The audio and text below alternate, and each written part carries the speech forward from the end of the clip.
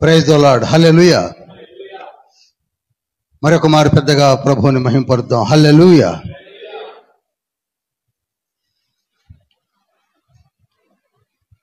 ఈ దినమున యోహాను సువార్తను మనము ధ్యానించబోతున్నాం. మరలా మీకు చెప్తున్నాను, 4 సువార్తలలో అత్యున్నతమైన అద్భుతమైన సువార్త గ్రంథం అంటూ ఉన్నదంటే అది యోహాను సువార్తే. యోహాను సువార్త మనకి అర్థం కాకపోతే ట్రినిటీ అర్థం కాదు. మరలా చెప్తున్నాను, ఇక్కడ ఈ పరిశుద్ధ బైబిల్ గ్రంథమును చదివి నేర్చుకోవాలనుకునే స్టూడెంట్స్కి నేను ఇచ్చే సలహా ఏమిటనగా, 4 సువార్తలలో బాగా మెడిటేట్ చేయవలసినటువంటి సువార్త యోహాను సువార్త.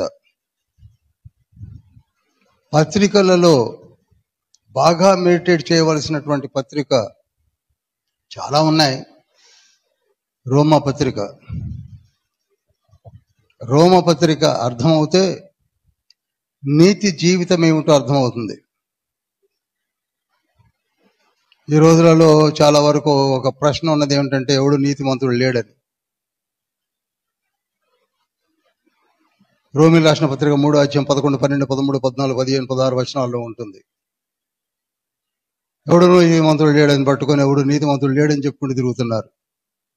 That is absurd. ఒక 3 అధ్యాయములోనే నీతిమంతుల గురించి లేదు. రోమపత్రిక అంతా చదవండి. చాలా వరకు మనలో నోరు పారేసుకుంటున్నారు. తప్పు. ఇది రోమపత్రిక కాదు కనుక వదిలేస్తున్నాను. ఏ పుస్తకానికి ఆ పుస్తకానమే లెక్క. మనం స్టూడెంట్స్, ఇంకా ప్రొఫెసర్లం కాలేదు. ప్రొఫెసర్లు అయినప్పుడు ఆలోచించాల్సిన విషయాలు ఇవన్నీ. దయచేసి గమనించండి. 1 కొరింథీ పత్రిక 10వ అధ్యాయము 11వ వచనంలో ఒక మాట ఉంటుంది. ఈ దృష్టాంతములు మనకు కనువిప్పు కలగడానికని. ఏ దృష్టాంతములు? పరిశుద్ధ గ్రంథంలో ఉన్న అన్ని విషయాలు. కనుక మనం అందరం కూడా జాగ్రత్తగా ధ్యానిద్దాం. ఒక స్టేజ్కి వచ్చాక మనం అన్నిటిని కూర్చొని ఆలోచిద్దాం. తొందరపడకండి. పరిశుద్ధ బైబిల్ గ్రంథంను చేతిలోనికి తీసుకుందాం. ప్రభు నేర్పిన పాటతో, మరి ముఖ్యంగా యాకోబు ఏ విధంగా దివ్య జ్ఞానమును పొందుకున్నాడో మనము కూడా అదే విధంగా పొందుకోవాలని ప్రార్థన చేద్దాం. వాక్యమును యాకోబుకు తెలియచేసిన వాడని, వాక్యమును యాకోబుకు తెలియచేసిన వాడని, ఏ జనముకి లాగునా చేసి లేదని దేవునికి స్తోత్రము చేయుటయే మంచిది. మనమందరము స్తుతి గానము చేయుటయే మంచిది. పరమ తండ్రి,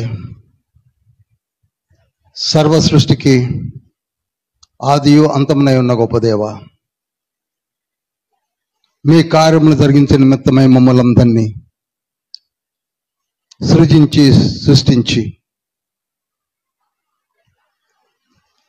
మీ బిడ్డలుగా మమ్మలను చేర్చి పరిశుద్ధ పునరుద్ధానమున మీ బంగారు పాదముల చెంతకు యోహాను సువార్తను ధ్యానించడం కొరకై వచ్చి ఉన్నాం. 3వ పార్టుగా ధ్యానించబోతున్నాం. 3వ భాగముగా ధ్యానించబోతున్నాం.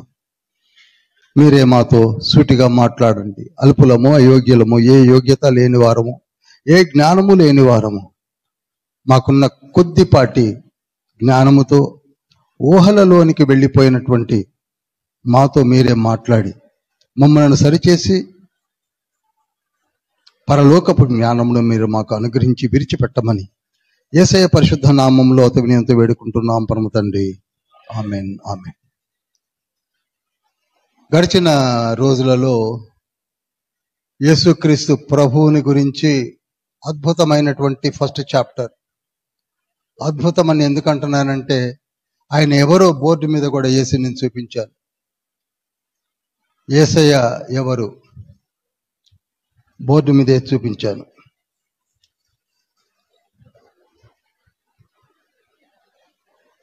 ఈరోజు 2వ అధ్యాయంలోనికి పెడుతున్నాం.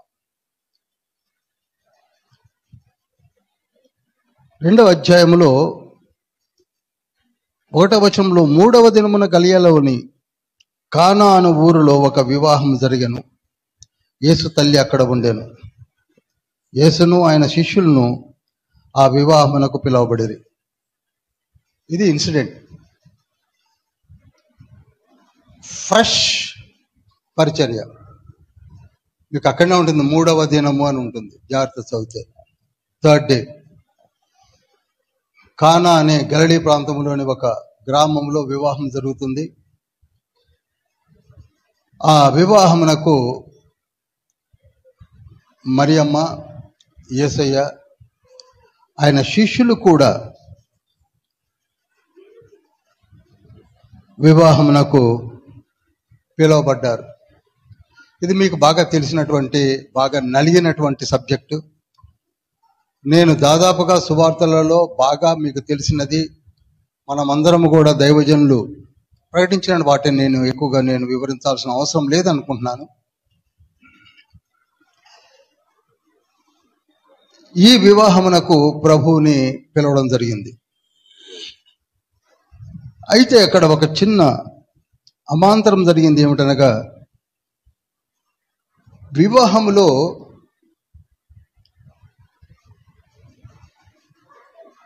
ద్రాక్షారసం అయిపోయింది. ఈ జూయిష్ మ్యారేజ్ కస్టమ్స్ గురించి వివరించాలి మీకు. యూదుల యొక్క వివాహము జరిగించే పద్ధతులు వేరువేరుగా ఉంటాయి.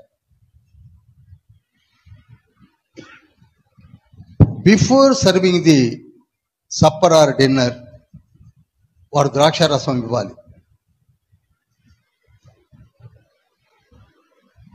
మీరు కొన్ని స్టార్ హోటల్స్కి వెళ్ళిన వాళ్ళకి మన మధ్యలో ఐడియా ఉంటుంది. సింగిల్ స్టార్ ఉన్నా పర్వాలేదు, 5 స్టార్ అక్కర్లేదు. మనం ఆర్డర్ ప్లేస్ చేసిన వెంటనే మొట్టమొదటగా ఒక జ్యూస్ తెచ్చిస్తారు. అది విటమిన్ సి ఉండే జ్యూస్. అది అనగా స్టమక్ని కొంచెము సెట్ చేయడానికి ఇస్తారు. అది మస్ట్. అది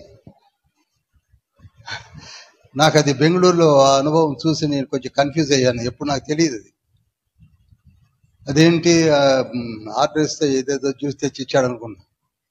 ఆ వెయిటర్ని పిలిచి అడిగాను, వాట్ ఇస్ దిస్ అంటే, no sir, this is custom from our side, మీరు తీసుకోండి మీకు తెలుస్తుందని. Real it's a wonderful juice, vitaminised C, ఇంకా స్టమక్ని కొంచెం సెట్ చేస్తుందట. ఎంతో ఇవ్వర్లేండి, కొంత ఇస్తారు. అదేవిధంగా జూయిష్ కస్టమ్స్ ఏమిటంటే ద్రాక్షారసాన్ని ఇస్తారు బిఫోర్ టేకింగ్ మీల్. అది కూడా లిటిల్ బిట్ క్వాంటిటీ ద్రాక్షారసాన్ని ఇస్తారు. ఎంతమంది వచ్చినా అంతమందికి సర్వ్ చేస్తారు. ఇంకొకటి, దీన్ని ఆర్గనైజ్ చేయడానికి ఒక ప్రధాని ఉంటాడు. అనగా ఈ కేటరింగ్కే ఒక ఇన్ఛార్జ్ ఉంటాడు, ఒక ఆఫీసర్ ఉంటాడు. దాన్నే విందు ప్రధాని అని మనం ఇక్కడ చదువుతాం. చాలాసార్లు అక్కడ మెన్షన్ చేసే ఉంటుంది, విందు ప్రధాని యొద్దకు ఆ రిపోర్ట్ వచ్చింది. విందు ప్రధాని దగ్గరికి ఏమొచ్చిందంటే, అయ్యా సర్వ్ చేసేటప్పుడు అయిపోయింది. జనం ఎక్కువ అయ్యారో లేక క్వాంటిటీ లేకపోతే ఎస్టిమేషన్ దెబ్బతిన్నదో అయిపోయింది.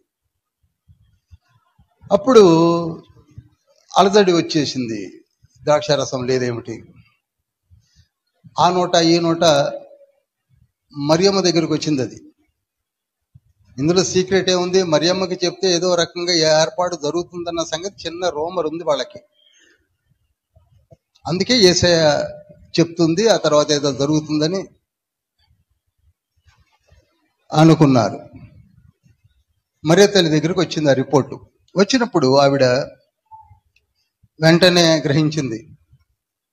ఇప్పుడు విందుకు కావలసినటువంటి ఆ ద్రాక్ష రసాన్ని చేయగలిగిన వాడు ఒక యేసయ్య అని ఆవిడికి తెలుసు. పెళ్లి ప్రసంగాల్లో ఇది బాగా, నేను కూడా అప్పుడప్పుడు దీన్ని తీసుకుంటాను, తీసుకోకుండా ఎవరు ముగించరు. యేసయ్య పిలిచి, అయ్యా మరి ఇక్కడ ద్రాక్ష రసం లేదంటే అయితే నేనేం చేయాలమ్మా అన్నాడు క్యాజువల్ గానే. ఏదని చేయను ఆయన, I know your calibre and capacity, నా సమయం ఇంకా నువ్వు రాలేదని ఒక మాట అనేసి ఆయన నుంచి రెస్పాన్స్ తీసుకోక మునిపే తన శిష్యుల్ని పిలిచి, యేసయ్య దగ్గర ఉన్న శిష్యుల్ని పిలిచి, ఆయన ఏం చెప్తారో అది చేసేయండి అంది మరియ తల్లి. మరియమ్మ చెప్పారంటే శిష్యులకి ఇన్స్ట్రక్షన్స్ అన్నట్టే కదా. వెంటనే యేసయ్య అన్నాడు 7వ వచనంలో, అక్కడ 6 రాతి బాణాలు ఉన్నాయి. ఎన్ని ఉన్నాయండి? 6. అది కూడా 6వ వచనంలో ఏమనుంటుందంటే, యూదుల శుద్ధీకరణాచారముల ప్రకారం 2-3 తూములు పట్టు 6 రాతి బాణాలు ఉన్నాయి. రాతి బాణాలు అంటే మీకు తెలుసు కదా, నీళ్లు నింపే డ్రమ్స్ లాంటివి 6 ఉన్నాయి. 6 వచ్చేవారికి కాళ్ళు కడుక్కోవడానికి, అతిథి సత్కారాలు చేయడానికి ఆ వాటర్ అందులో నింపి పెడతారు. అవి ఉన్నాయి. వాటిని శుభ్రంగా ఖాళీ చేయించి దాని నిండా నీళ్లు నింపమని యేసయ్య చెప్పాడు. ఆ బాణలు నీళ్లతో నింపమని వారితో చెప్పగా వారు వాటిని అంచుల మట్టికి నింపారు.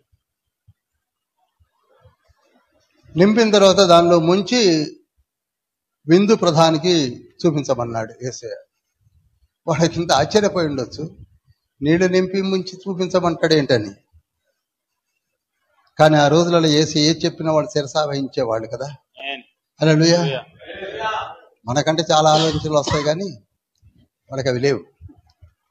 వెంటనే ముంచి తీసుకొని వెళ్ళినప్పుడు విందు ప్రధాని ద్రాక్షారసమే కదా నా దగ్గరికి వస్తుందంటే అందరికీ సర్వ్ చేయమన్నాడు.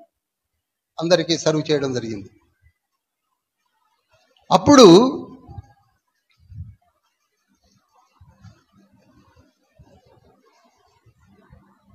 ఆ ద్రాక్ష రసము తీసుకున్న వాళ్ళందరి యొక్క రిపోర్ట్స్ను, వాళ్ళు మాట్లాడుకున్న విధానాన్ని చూసిన తర్వాత ఈ విందు ప్రధాని పెళ్లి కుమారుని పిలిచాడు, బ్రైడ్ గ్రూమ్ని పిలిచాడు. పిలిచి ఏమంటున్నాడు చూడండి, 9వ వచనం 4వ లైన్లో, పెళ్లి కుమారుని పిలిచి, ప్రతి వాడును మొదట మంచి ద్రాక్ష రసం పోసి జనులు కొంచెం మత్తుగా ఉన్నప్పుడు జబ్బు రసం పోస్తారు, కానీ నీవు మొదటి దానికంటే మంచి ద్రాక్ష రసాన్ని ఉంచుకొని ఉన్నావేమిటి అని అడిగాడు. ఆయనకి అర్థం కావట్లా. దీని మీద కూడా మనలో చాలా మంది క్వశ్చన్స్ కూడా వేస్తున్నారు. యేసయ్య ఏమిటి ద్రాక్ష రసం ఇవ్వడం ఏంటని. మొట్టమొదటి సూచన క్రియలే ద్రాక్షారసం ఏంటండి అని. మనకి ఎంతసేపు ద్రాక్షారసం అంటే ఇదే కదండి. ఇది తప్ప వేరే ఆలోచనే ఉండదు. ముందు నడువన్నా కూడా నువ్వు ముందన్నావా మందన్నావా అని వాళ్ళు ఉన్నారు. ఏ మాట అయినా మందే కనపడద్ది.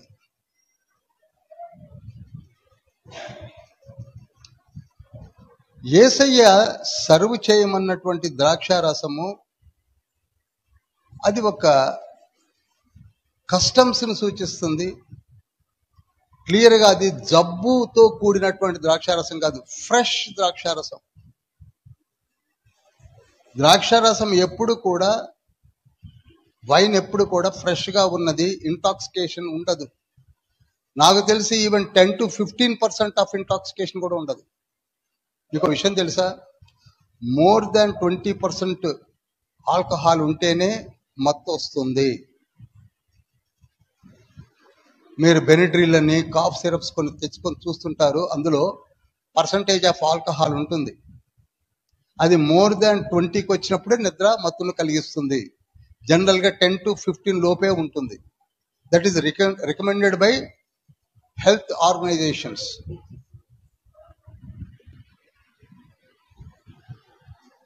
అలానే ఫ్రెష్ ద్రాక్షారసాలకు కూడా ఆల్కహాల్ పర్సంటేజ్ చెప్పరు, చాలా తక్కువగా ఉంటుంది. అది కూడా బాణాలు తాగడానికి ఎవరు ఆ రాతి బాన్ దగ్గర కూర్చొని దానికి ఆనుకొని తాగుతామంటే కుదరదు. అక్కడనే కూర్చుంటాయి, ఇంకెందుకులే అని కుదరదు.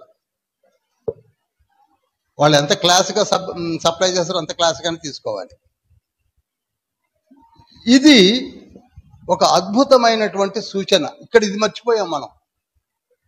ఎంతసేపు చాలా మంది ప్రశ్నలు వేయడం విన్నాను కనుక నేను చెప్తున్నాను. యేసయ్య ఎందుకు మొట్టమొదటిగా సూచన చేశాడంటే ఆ సూచనగా తీసుకోండి. అది ఒక విందు ప్రధాని ఉండి అది లిమిటెడ్ క్వాంటిటీలో ఒక డెకరేటివ్ సిస్టంలో ఇస్తున్నటువంటి డ్రింకే తప్ప ఇంటాక్సికేషన్తో కూడిపోయినటువంటి జబ్బుతో కూడినటువంటి ద్రాక్షారసం కాదు. ఇది మొదటి సూచన క్రియ. ఇక్కడ మనం ఆలోచించవలసింది మర్చిపోయింది ఏమిటంటే, అసలు నీళ్లు ద్రాక్షారసంగా ఎలా మారతాయి? ఇది ఎవరు పట్టించుకోవట్లే. Who is he, what capacity is having? ఆయన ఎవరండి? ఒక మానవ మాత్రుడు 6 రాతి బాణల్లో నీళ్లు పోస్తే ద్రాక్షారసం ఎలా అవుతుంది? అది మర్చిపోయారు.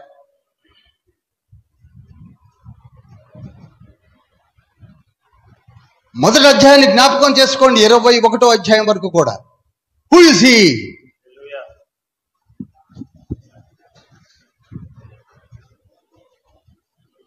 జబ్బు రసమా, మంచిదా, ఇంత ఇంత ఇంత ఇవి ఆలోచిస్తున్నారు. అసలు రాతి బాణాల్లో ఉన్న నీళ్లు ద్రాక్షారసం ఎలా అవుతుంది? అది కొందరికే తెలుసు. మనం చదివిన మనము కూడా దాన్ని వదిలేసి ఇంకోటి ఆలోచిస్తున్నాం. అది మన నైజం.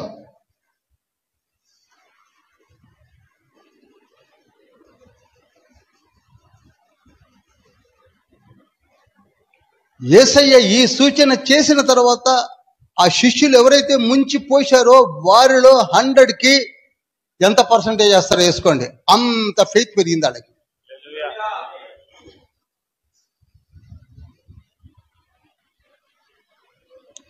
పదకొండవ వచనం లాస్ట్ లైన్ లో ఉంటుంది, అందువలన ఆయన శిష్యులు ఆయన యందు విశ్వాసం ఉంచిరి. అది శిష్యులను విశ్వాసములో నడిపించడానికి ఒక అద్భుతమైన సూచన చేశాడు యేసయ్య. ఈనాడు మనలో కూడా ఒక విశ్వాసము నీకు కలగాలంటే నీ జీవితంలో ఒక సూచన జరగాలి. అది ఏదన్నా కావచ్చు. దరిద్రం తాండవిస్తుందంటే అదే ఇంట్లో నీకు మంచి జరగడము, ఉద్యోగం లేకపోతే ఉద్యోగం దొరకడము, వివాహం కాకపోతే వివాహం అవడము, అనారోగ్యంతో బాధపడుతున్నావంటే ఆరోగ్యము నీకు అనుగ్రహించబడ్డము. అఫ్ కోర్స్ ఇప్పుడు స్వస్థతలు లేవనేది అద్భుతంగా ప్రాచుర్యంలో ఉన్నటువంటి ఒక గొప్ప సబ్జెక్ట్. అది దాన్ని మనము పట్టుకోలేము. స్వస్థతలు లేవు, అద్భుతాలు లేవు, ఆత్మవరాలు 9 లేవు, ఎప్పుడో ఆగిపోయినాయి అన్ని.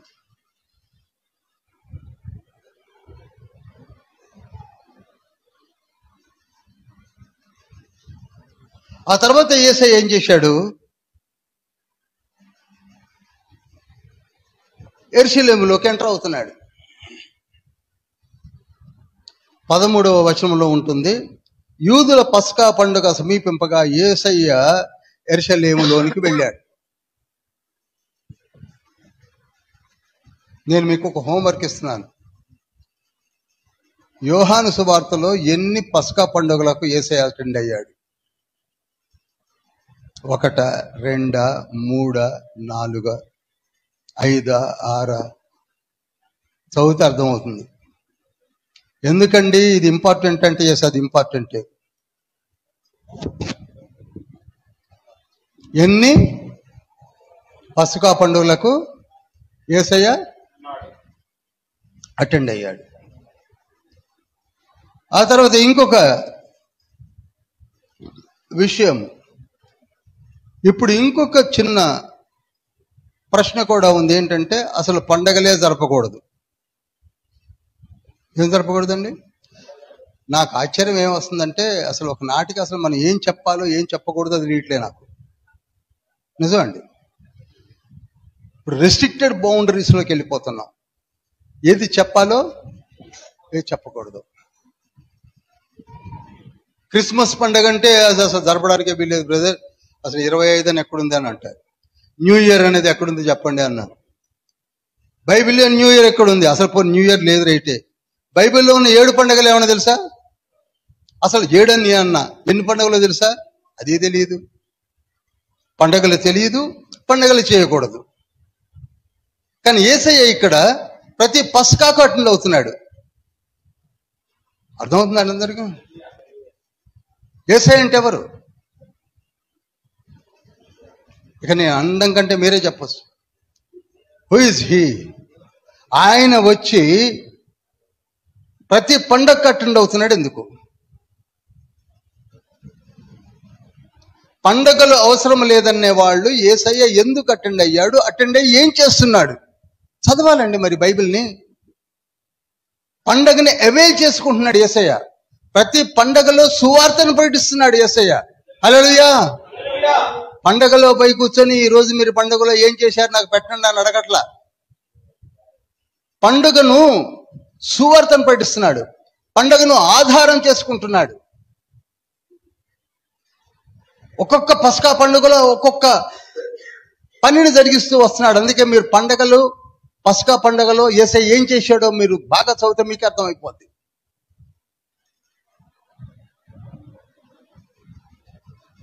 అసలు ఈ రోజుల్లో పండగలు ఏవద్దని ఏది డాక్టర్ లేదండి.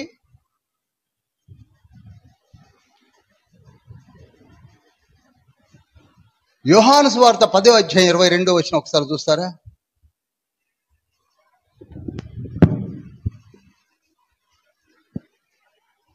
ఆలయ ప్రతిష్ఠిత పండుగ యెరూషలేములో జరుగుచుండెను. అది శీతాకాలము. అప్పుడు యేసు దేవాలయములో సొలొమోను మంటపమున తిరుగుచుండగా, చూడండి అది ఆలయ ప్రతిష్ఠా పండుగ. 7 పండుగలు కూడా కావు. యూదుల పండుగలు 7 కావు. ఆలయ ప్రతిష్ఠా పండుగ. దానికి కూడా యేసయ్య వచ్చాడు. ఈనాడు అసలు ఆలయాలే అక్కర్లేదు కదండి, ఇంకా పండుగలు ఎందుకండి అంటారు. అవునా కదా? కానీ యేసయ్య ఆలయ ప్రతిష్ఠా పండుగకు వచ్చి అక్కడ అటెండ్ అయ్యాడు. అటెండ్ అయ్యి ఆపర్చునిటీని చూడండి. నేను మీ అందరికి మళ్ళీ చెప్తున్నాను, ఫెస్టివల్ని, పండుగల్ని బాయ్కాట్ చేద్దాం, ఈ మెంటల్ యాటిట్యూడ్ని తీసేయండి. ప్రతి ఒక్కడు మరి ఒకరిని రక్షించాలనే మెంటల్ యాటిట్యూడ్ని డెవలప్ చేసుకోండి. వెలిగించబడిన వారు మరలా ఇంకొకరిని వెలిగించాలి. అది చేయడానికి వీల్లేదు, ఇది చేయడానికి వీల్లేదు, పండుగలు లేవు, అవి లేవు, ఇవి లేవు, ఏవి లేవు అనుకున్నప్పుడు ఏవి లేవు. ఇక బైబిల్ స్టడీ మాత్రం దేనికి? ఆలోచించండి. మీరు జాగ్రత్తగా ఆలోచిస్తే యోహాను సువార్త, ఇది కూడా చూడండి, యోహాను సువార్త 7వ అధ్యాయము 14వ వచనము. సగము పండుగ అయినప్పుడు యేసు దేవాలయంలోనికి వెళ్లి బోధించుచుండెను. ఆగుదాం. ఈ సగము పండుగ ఏంటి తెలుసా? పర్ణశాలల పండుగ. ఇదే పండుగ అండి. పర్ణశాలల పండుగ సగమైంది. యేసయ్య వచ్చేసాడు. ఏం చేస్తున్నాడు అక్కడ? బోధిస్తున్నాడు. ఆపర్చునిటీని తీసుకుంటున్నాడు. మనం ఏం చేస్తున్నాం? అసలు ఆ పండగలకే వెళ్ళొద్దు, పండగలే లేవు, పండగల్ని క్యాన్సిల్ చేసేద్దాం, పండగలు ఎందుకు జరుపుకుంటున్నారని పెద్ద పెద్ద క్వశ్చనీర్లు, పాంప్లెట్స్ ప్రింట్అవుట్ చేసి విసిరేస్తున్నారు. ప్రతి పస్కా పండుగకు గలిలీ నుంచి వచ్చాడు. ఎక్కడి నుంచి వచ్చాడు? గలిలీ నుంచి వస్తున్నాడు. మోర్ దెన్ 70 కిలోమీటర్స్ నడుచుకుంటూ వస్తున్నాడు. ప్రతి పస్కాకు వస్తున్నాడు. ఎవరు? The most incarnation of high God lord Jesus నడిచి వస్తున్నాడు. దేనికి? సువార్తను ప్రకటించుదామని. తీరా పస్కా పండుగకు 2వ అధ్యాయంలో పస్కా పండుగకు వచ్చేసరికి ఆ పండుగ సంగతి అలా ఉంచి వాతావరణం ఎలా ఉందో తెలుసా? ఓఫో, నా చిన్నతనంలో ఈ ప్రకాశం స్టేడియం గ్రౌండ్స్ లో మాయాబజార్ అని ఒక ఎగ్జిబిషన్ పెట్టేవాళ్ళు. దాని నిండా స్టాల్స్, బూరలు, బుడగలు, చిన్న పిల్లలకి పెద్ద పిల్లలకి అన్ని కూడా స్టాల్స్ ఉండేటే. ఆ విధంగా ఈనాడు చర్చెస్ కూడా స్టాల్స్ తో నిండిపోతున్నాయి. తప్పనుకుంటున్నారు మీరు? మీరు చూశారో లేదో, కొన్ని కార్పొరేట్ చర్చెస్ ఉన్నాయి, వాటిని చూడండి. అద్భుతమైనటువంటి స్టాల్స్. మనం ఎంటర్ అవుతూనే రండి రండి అని పిలుస్తుంటారు. స్టాల్స్ నిండి అన్ని తినుబండారాలు, కాఫీలు, కూల్ డ్రింక్స్. ఒక స్టాల్లో బైబిల్స్, ఇంకో స్టాల్లో లిటరేచర్స్, ఇంకో స్టాల్లో అన్నీ ఉంటాయండి అక్కడ. యేసయ్య దాన్నే గద్దించాడు. ఇక్కడ ఏం చేశాడు చూడండి మీరు. 14వ వచనంలో, దేవాలయంలోను ఎడ్లను, గొర్రెలను, పావురములను అనువారు రోకులను మార్చువారు కూర్చుండి ఉండుట చూసి వాళ్ళందరినీ గద్దించేశాడు. దిస్ ఈజ్ ఫస్ట్ పస్కా. ఫ్రెష్గా యేసయ్య ఎంటర్ అయిన పస్కా. బల్లలను పడదోశాడు, వాటన్నిటిని ఊడదీశాడు. ఒక చక్కటి మాట అన్నాడు, నా తండ్రి ఇంటిని వ్యాపారము ఇల్లుగా చేశారు. ఇది కీర్తన 69:9 ఉన్నటువంటి ప్రవచనం. ఇది బుక్ ఆఫ్ సామ్ 69:9 ఉంటుంది. యాజ్ ఇట్ గా పలికాడు. ఈనాడు మనలో కూడా మీరు చూశారో లేదో, ఆలయాల్లో, విలేజెస్లో, ఇక్కడ నేను చూడలేదు కానీ విలేజెస్లో వచ్చిన కోళ్లను, కోడి గుడ్లను, కోడి పుంజులను వీటన్నిటిని ఇక్కడ నిలబడి ఆలమేస్తుంటారు. మీరు అందరూ చూశారని నేను చూశాను. అందులో మళ్ళీ ఘర్షణలు. నువ్వు 60 అన్నట్లేదు, నేను 61 అన్నాను అంటాడు. పెద్ద గొడవ. అవన్నీ బయట చేయాలండి. ఆలయంలో, పరిశుద్ధ స్థలములో చేయవలసినవి చేస్తున్నారు. ఆ డిసిప్లిన్ లో తీసుకొస్తే అందరి కోపం. ఇప్పుడు యేసయ్య మీద ఎందుకు కోపం అనుకుంటున్నారు? అవన్నీ ఆలయంలో జరగకూడదు అన్నందుకు యాజకులకు, వ్యాపారస్తులకు, అసిస్టెంట్స్ కి కోపాలు వచ్చాయి.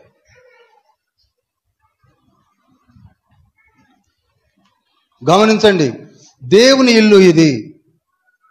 This is devotional programs, devotional attitudes అన్ని జరిగే ప్రదేశంలో ఒక నియమ నిబద్ధతలు, క్రమము అన్నీ ఉంటాయి.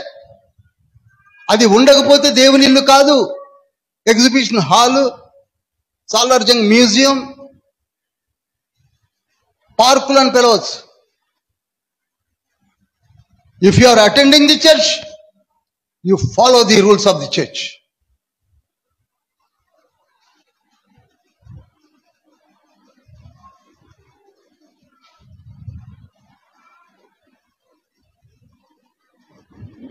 అప్పుడు 23వ వచనం,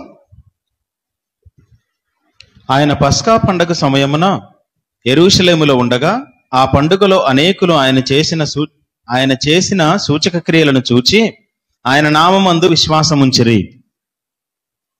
ప్రభువు ఎక్కడ ఉంటే అక్కడ సూచన క్రియలు చేస్తూ చక్కటి విషయాలు చెప్తూ ముందుకు సాగుతూ ఉన్నాడు. Faith is developing everywhere. 2వ అధ్యాయం మనం జాగ్రత్తగా ధ్యానించినప్పుడు యేసయ్య యొక్క పరిచర్యలో విశ్వాసమును పెంపొందిస్తూ ముందుకు సాగుతున్నాడు. వీటన్నిటినీ గమనిస్తున్నారు ఎవరు? యాజకులు, శాస్త్రులు, పరిసయ్యులు, సద్దుకయ్యులు, ధర్మశాస్త్రోపదేశకులు అందరూ కూడా. అందుకే గమనించాడు కనుకనే నికోదేము అనే ఒక వ్యక్తి 3వ అధ్యాయములో అతడు సన్హెద్రిన్లో మెంబర్. సన్హెద్రిన్ అనగా వారికి పెద్దల సభ ఒకటి ఉంది, సినగాగు అంటారు. సినగాగులో పెద్దలు 70 మంది ఉంటారు. ఎంతమంది అండి? ఆ 70 మంది కలిసి ఆ కార్యకలాపాలను వాళ్ళు హెడ్గా ఉండి హ్యాండిల్ చేస్తూ ఉంటారు. అడ్మినిస్ట్రేషన్ స్టాఫ్ అంటారు వాళ్ళని. అందులో ఒక మెంబర్ ఉన్నాడు, అతని పేరు నికోదేము. యేసయ్యను చూశాడు, యేసయ్య కార్యాలను నిశితంగా అబ్జర్వ్ చేశాడు. మనము కూడా బైబిల్ చదువుతున్నప్పుడు పరకాయ చేసి నిశితంగా అబ్జర్వ్ చేయండి. మనము అబ్జర్వ్ చేయాలి. పరకాయ చేసి అనే మాట వాడుతున్నాను. అబ్జర్వ్ చేయండి, అప్పుడు మనకు అర్థమవుతుంది. తిన్నగా వచ్చాడు, యేసయ్య దగ్గరికి వచ్చాడు. యేసయ్య నీవు చేస్తున్న పనులు మానవ మాత్రం చేయలేరు, ఎందుకంటే నేను కూడా సన్హెద్రిన్లో మెంబర్ని. మేము చాలా కాలం నుంచి ధర్మశాస్త్రోపదేశకులుగా ఉంటున్నాం. ధర్మశాస్త్రం అనేక మార్లు చదివాం. మనలో కూడా చాలా మంది ఉన్నారు. సరే 70 సార్లు చదివాను, 50 సార్లు చదివాను, 40 సార్లు చదివాను, మననే కంప్లీట్ చేశాను, ఇప్పుడు 4వ సారి మొదలు పెడుతున్నానని చెప్పుకుంటారు. అలానే నేను చదివాను, కానీ నీవు చేస్తున్న క్రియలు అయితే మేము చేయలేకపోతాం. నీవు నిజంగా దేవుని యొద్ద నుండి వచ్చిన వాడవని నేనైతే నమ్ముతున్నాను. లేకపోతే చేయలేరు. లేకపోతే 6 రాతి బాణలు నీళ్ళు ద్రాక్షారసం ఎలా అవుతుందండి? ఇంపాసిబుల్. అప్పుడు యేసయ్య అన్నాడు, అక్కడ ఉన్న గ్రాంధికమైన మాటలు వదిలిపెట్టి సరళమైన భాషలో చెప్తున్నాను, మారు మనసు పొందాలి అన్నాడు. ఏమన్నాడు? మారు మనసు పొందాలి. కొత్తగా జన్మించడం అనగా నీ మైండ్ ని రెన్యూ చేసి మారు మనసు పొందమన్నాడు. అక్కడనే కొత్తగా జన్మించడం అనే పదం వాడేసరికి బోర్న్ అగైన్ స్టేట్ లోకి రావాలనేసరికి యాంప్లిఫైడ్ బైబిల్లో బోర్న్ అగైన్ అనే మాట ఉంది. అనేసరికి ఈయన అన్నాడు, మళ్ళా నేను కొత్తగా జన్మించడం ఎలా కుదురుతుంది? నేను మరలా తల్లి గర్భంలోనికి వెళ్ళడం రావడం జరగదు కదా అన్నప్పుడు, no no no no not like that. నీవు కొత్తగా జన్మించడం అనగా అలా కాదు, నీ మనసును చెప్పరు మార్చుకోవాలి. వెరీ క్లియర్గా అన్నాడు, కొత్తగా జన్మించితేనే కానీ అతడు దేవుని రాజ్యమును చూడలేడని.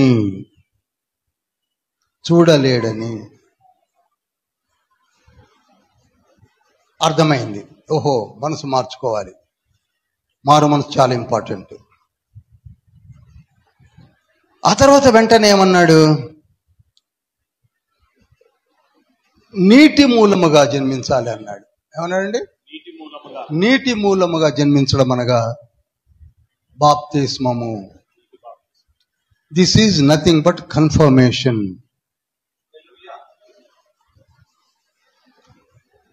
మారు మనసు నంబర్ 1 స్టెప్. సెకండ్ స్టెప్ ఏంటండి? బాప్తిస్మము. ఇది ఇంపార్టెంట్ అన్నాడు.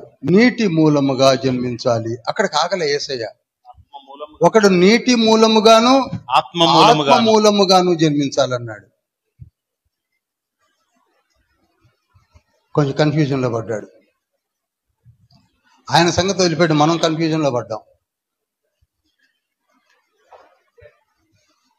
ఇది కొంచెం డీటెయిల్డ్గా చెప్పమంటే చెప్తాను, లేదా సబ్జెక్ట్కి వెళ్ళిపోమంటే వెళ్ళిపోతాను. మీ ఇష్టం. Option is yours, choice is yours. చెప్పండి. అందరికీ అంటున్నాను, ఇక్కడ ఉన్నటువంటి వాళ్ళందరికీ. ఇది అక్కర్లేదు మాకు తెలుసు అనేది ఉంటాను, సబ్జెక్ట్లోకి వెళ్ళిపోతాను.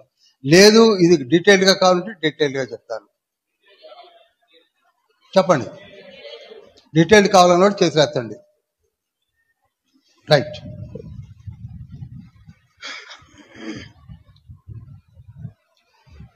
మూడు స్టెప్స్. ఇక మరలా ఎవరు చెప్పకుండా నేర్చుకోండి.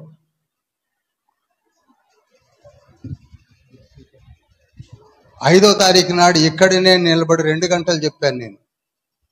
విన్నారు, ఇక్కడ ఉన్నారు కొందరు విన్నారు. ఆయన ఇందులో దూరలా, చాలా మందికి దూరలా. మళ్ళీ ఇప్పుడు చెప్తున్నాను, నికోదేముతో చెప్పిన మాటలను మీకు చెప్తున్నాను. అవునండి, దాని వలన ఉపయోగం ఏమిటని మీరు అనొచ్చు. లైఫ్ మోడ్ మొత్తం కూడా ఇక్కడనే ఉందండి. నికోదేముతో మాట్లాడిన 3వ అధ్యాయము 1 నుండి 9 వరకు రాయబడిన ప్రతి మాటలోనే మన జీవిత సత్యములన్నీ మిడి ఉన్నాయి. జాగ్రత్తగా వినండి. మొట్టమొదట ఏం చేయమన్నాడు?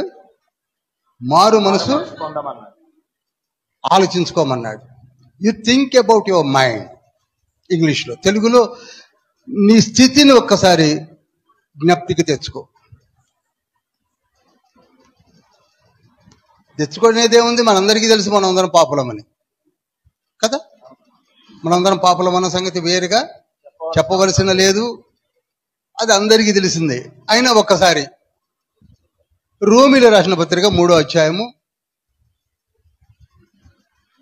11. ఇందును గూర్చి వ్రాయబడినదేమనగా, నీతిమంతుడు లేడు, ఒక్కడునూ లేడు, గ్రహించువాడెవడునూ లేడు, దేవుని వెదకువాడెవడునూ లేడు, అందరునూ త్రోవ తప్పి ఏకముగా పలికిమాలిన వారైరి, మేలు చేయువాడు లేడు, ఒక్కడైనను లేడు. ఇంకా వారి గొంతుక తెరచిన సమాధి, తమ నాలుకతో మోసము చేయుదురు, వారి పెదవుల క్రింద సర్పవిషమున్నది. అవుదాం, ఇవన్నీ మనయేనండి, ఇవన్నీ మనయే. ప్రతి వచనం మందే. చదవండి. వారి నోటి నిండా శపించుటయు పగయు ఉన్నవి, రక్తము చిందించుటకు వారి పాదములు పరుగులెత్తుచున్నవి, నాశనమును కష్టమును వారి మార్గములలో ఉన్నవి, శాంతి మార్గము వారెరుగరు, వారి కన్నుల ఎదుట దేవుని భయము లేదు.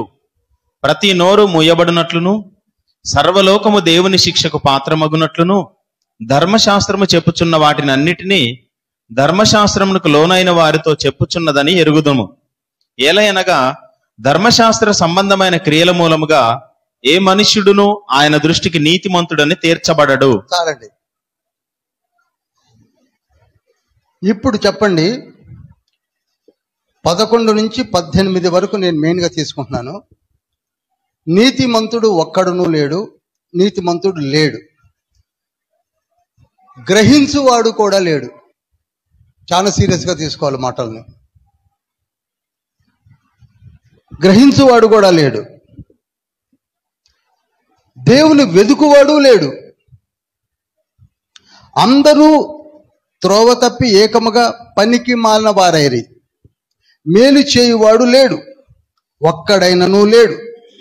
వారి గొంతుక సంహాది వంటిది, వారి నాలుక మోసము కొరకే ఉన్నది, వారి పెదవులు విషసర్పము కంటే పవర్ఫుల్. రక్తము చిందించడానికి వాళ్ళు పరిగెత్తారు. శాంతి మార్గం అనేది వారికి అసలు తెలియదు. వారి కన్నుల ఎదుట దేవుని భయము లేదు. ఇవి అర్థమైనవి అనుకుంటున్నానండి? ఇవి అర్థమైనవి కదండి. కీర్తన 5:9 చదువుతారా?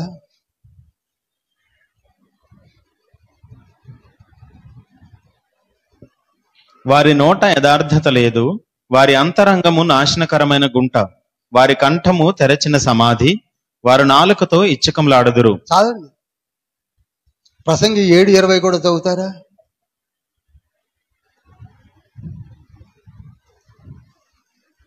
పాపము చేయక మేలు చేయుచుండు నీతిమంతుడు భూమి మీద ఒకడైనను లేడు. కనుక ఇవన్నీ కూడా ఎందుకు ఇస్తున్నానంటే, ఇలా ఇచ్చుకుంటూ పోతే నేను చాలా ఇవ్వగలుగుతాను, కానీ ఇవన్నీ బట్టి తెలుస్తున్నది ఏమిటంటే, మనం అందరం కూడా ఏకంగా పాపులం. అందులో పాపులను ఊరికి మనం అనుకోవాల్సిన అవసరం లేదు, పాపులమే. ఆ మాటని ఇక్కడ వాడాడు పౌలు గారు రోమాపత్రిక. అందుకే ఇందాకనే చెప్పాను, ఇంట్రొడక్షన్లోనే చెప్పాను, రోమాపత్రిక చదివితే మనకి మొత్తం అర్థం అవుతుంది మన లైఫ్ అంతా. చూడండి, 3వ అధ్యాయము 3వ వచనంలో, కొందరు అవిశ్వాసులైననేమి, వారి అవిశ్వాసులైనందున దేవుడు నమ్మదగిన వాడు కాకపోవునా, అర్థమైందండి అందరికీ? మనం అవిశ్వాసములో ఉన్నాము కనుక మనం పాపులము, ఇక మన వల్ల ఇక పాపము తప్ప వేరే ఏది కాదని అనుకుంటూ కూర్చున్నామే, ఓపెన్ స్టేట్మెంట్స్ ఇస్తున్నామే. నీకు నువ్వు అనుకోని ఓపెన్ స్టేట్మెంట్ ఇవ్వడమేనా ఇక దేవుడు ఎందుకు వచ్చినట్టు? మరి యేసయ్య ఎందుకు దిగి వచ్చాడు చెప్పండి? యేసయ్య వచ్చింది ఎందుకు? అందరూ పాపులే అని చెప్పేసి ఒక పాత్రను వీళ్ళ మీద పారేయండి అని అక్కడంటే అయిపోద్దిగా. ఎందుకు వచ్చాడు అనగా వీరిని నీతిమంతులుగా మార్చాలని వచ్చాడు. చప్పట్లు కొట్టండి. మనలను పాపులుగా వదిలివేసి కొట్టేద్దామన్న ఉద్దేశమే ఉంటే యేసయ్య వచ్చేవాడు కాదు. ఆయన ఎందుకు వచ్చాడు ఎప్పుడన్నా ఆలోచిస్తున్నావా? యేసయ్య ఎందుకు రావాల్సి వచ్చింది భూమిపైకి? ఆ వాక్యమైన దేవుడు ఎందుకు రావాల్సి వచ్చింది? ఒక్క నిమిషం ఆలోచించండి. ఆ వచ్చిన తండ్రి పలికిన మాట ఏమిటంటే మారు మనసు పొందండి. ఒక నికోదేముకు చెప్పడమే కాదు, మత్తయి సువార్త 4:17 కూడా అదే అన్నాడు, మారు మనసు పొందండి. నేను పాపిని ఎవడు లేడు, నేనే పాపిని ఎవడు లేడు, పాపిని కూర్చోకండి. యేసయ్య చెప్పిన మాటను మర్చిపోకండి. యేసయ్య ఏమంటున్నాడు? మారు మనసు పొందండి. Renew your mind.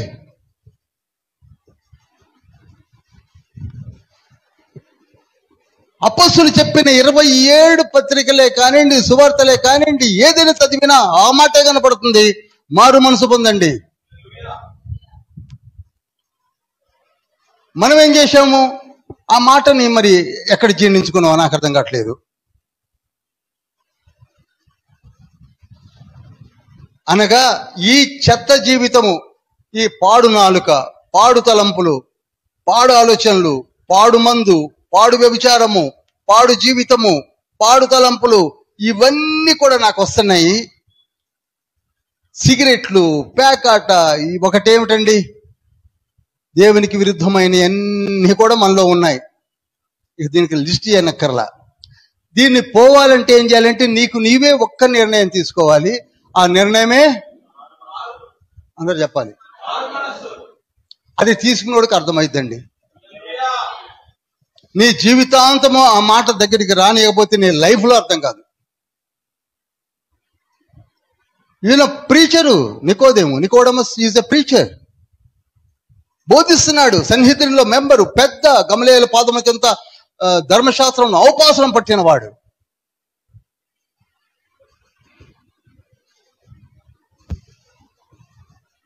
అయినా యేసయ్య అన్నాడు, నువ్వు మారు మనసు పొందు. కనుక మొట్టమొదట మనం తీసుకునే డెసిషన్ ఏమిటంటే, ఫస్ట్ స్టెప్ ఏమిటంటే మారు మనసు పొందాలి. పాపస్థితి గురించి ఆలోచించవలసిన అవసరం లేదు. మారు మనసు పొందుతానని ఒక నిర్ణయం తీసుకుంటున్నావే, అది తీసుకో అన్నాడు నికోదేముతో. నేను తీసుకుంటానన్నాడు. తీసుకుంటే రెండో పని ఒకటి ఉంది. అదేమిటంటే రెండో స్టెప్, నీటి మూలముగా బాప్తిస్మం. ఇది అవసరమా అంటే నేను ఎక్కువ తీసుకోను. ఇది అవసరమా అంటే ఎస్. నువ్వు నోటి మాట అనేసేసి వదిలేయడం కాదు. You have to take an oath. నీటి ద్వారా ఒక నిర్ణయము లేక ఒక నిబంధన లేక ఒక వాగ్దానము చేసుకుంటున్నావు. 1 యోహాను పత్రిక 5వ అధ్యాయం 6-7 వచనాల ప్రకారంగా. రెండవది ఏమిటండి? నీటి మూలముగా ఒక కన్ఫర్మేషన్ చేసుకుంటున్నావు. ఇది దేవుని యొక్క సంకల్పము. చెప్పండి, దేవుని యొక్క, లూకాసు వార్త 7వ అధ్యాయం 30వ వచనం ప్రకారంగా ఇది దేవుని యొక్క సంకల్పము. ఇవి రెండు మనం చేయట్లా. మారు మనసు లేదు, బాప్తిస్మం అనే సంకల్పము లేదు. అందుకే మనం ఏమనుకుంటున్నాం? నేను ఇంకా పాపిని, నీతిమంతుడు ఒక్కడు లేడు అని అనుకుంటున్నాం. నీ మనసులో ఈ మాట వస్తుంది అంటే నీ మనసులో ఎక్కడనో జాడ్యం పేరుకుపోయింది. స్ట్రైట్గా చెప్తున్నాను నేను.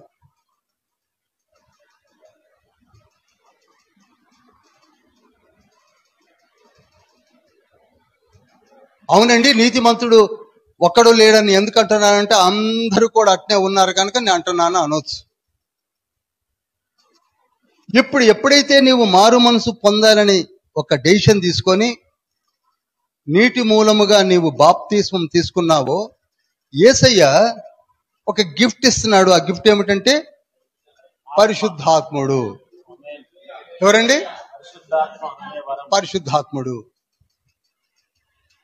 ఇది ఇస్తున్నాడు. Yes, that is promise. Promise అది, తండ్రి ప్రామిస్ అది.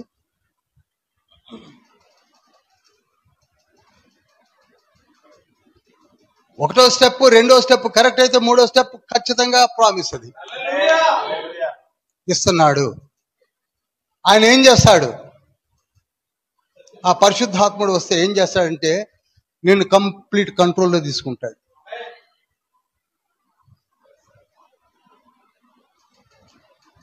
మీకు మాట చెప్తానండి, 27 సంవత్సరాలు నీ మారు మనసు పొంది పొరపాటును కూడా నా నోటమ్మడి బూత్ మాట రాలేదు, రాదు కూడా. నా వైఫ్ని అసహ్య వసే అని కూడా అనేవాడిని కాదు. అడగండి ఎవరినన్నా. అసహ్య అని కానీ వసే అని కానీ చక్కగా హేమలత అని పిలిచేవాడిని. ఎందుకంటే మారు మనసు పొందిన బిడ్డలకు తండ్రి కంప్లీట్ గా కంట్రోల్ ఉంచాడు. మీరు అడగొచ్చు, ఏమండి నా మనసులో ఏమైనా తలంపులు రావా? తప్పకుండా వస్తాయి. తలంపులు వస్తాయి. అర్థమవుతుంది అందరికీ? తలంపులు వస్తాయి. ఎందుకంటే నువ్వు హ్యూమన్ నేచర్ లో ఉన్నావు కనుక తలంపులు వస్తాయి. తలంపులు వస్తాయి. తలంపులు వస్తాయి. తలంపులు వస్తాయి. కానీ ఆ తలంపుల్ని ఆచరణలోనికి వెళ్ళనివ్వడు పరిశుద్ధాత్మ తండ్రి. చెప్పండి కొట్ట. అస్సలు అంటే ఎస్. ఒకవేళ వాడు చెయ్యి పెడుతున్నాడంటే అతనిలో పరిశుద్ధాత్మ లేడు. ₹1,00,000 ఇవ్వండి, తప్పు చేయడు. 1 lakh ఇవ్వండి, తప్పు చేయడు. ఎందుకంటే నేను రాజమండ్రి పోయినప్పుడు ఇలానే 3 days open air meetings conduct చేసినప్పుడు ఒక పర్సులో 20,000 పెట్టి, నాకు దారా సాల్మన్ రాజు గారు ఒకవేళ వీక్షిస్తున్నాడేమో, 20,000 రూపీస్ కవర్లు పెట్టించినప్పుడు we said no, we don't want money. కాంగ్ది జైలు పెట్టుకోవచ్చు.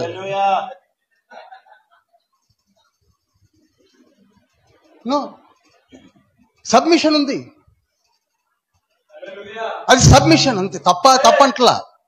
నీవు ఏదైతే అనుకుంటున్నావో తూచా తప్పకుండా జరిగిస్తారు. అలా జరిగించలేకపోతున్నావంటే don't say that everybody is sinner. You are not having any right to say. ప్రపంచంలో ఉన్నటువంటి 100 కోట్ల మంది నువ్వు అన్యాయం చేస్తున్నావు. You are not having any right. నువ్వు ఎవరిని అవమానపరుస్తున్నావు అంటే వారిలో ఉన్న ఆత్మను అవమానపరుస్తున్నావు. You are not having any right to say. అందుకే యేసయ్య కోపం వచ్చింది.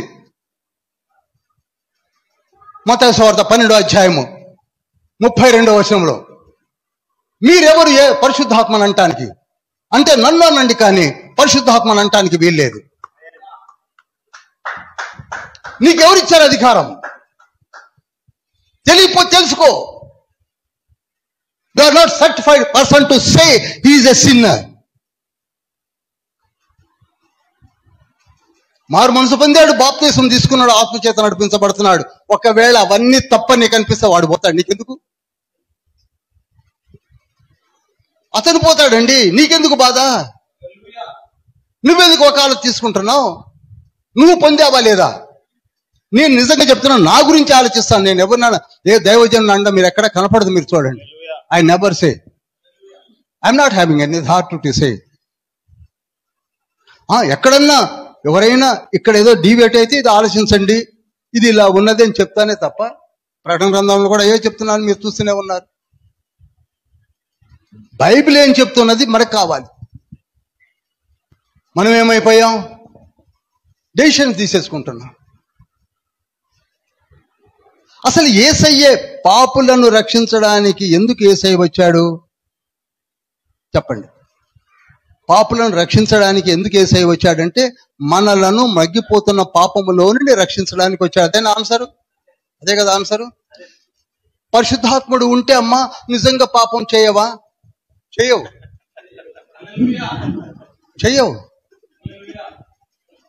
మొదటి యోహాను పత్రిక 3:9 దేవుని మూలముగా పుట్టిన ప్రతి వానిలో ఆయన బీజము నిలుచును గనుక వాడు పాపము చేయడు. చాలు. బీజం అంటే ఎవరండి? చెప్పాలి. అందరూ మాట్లాడలేదు, చూస్తున్నారు.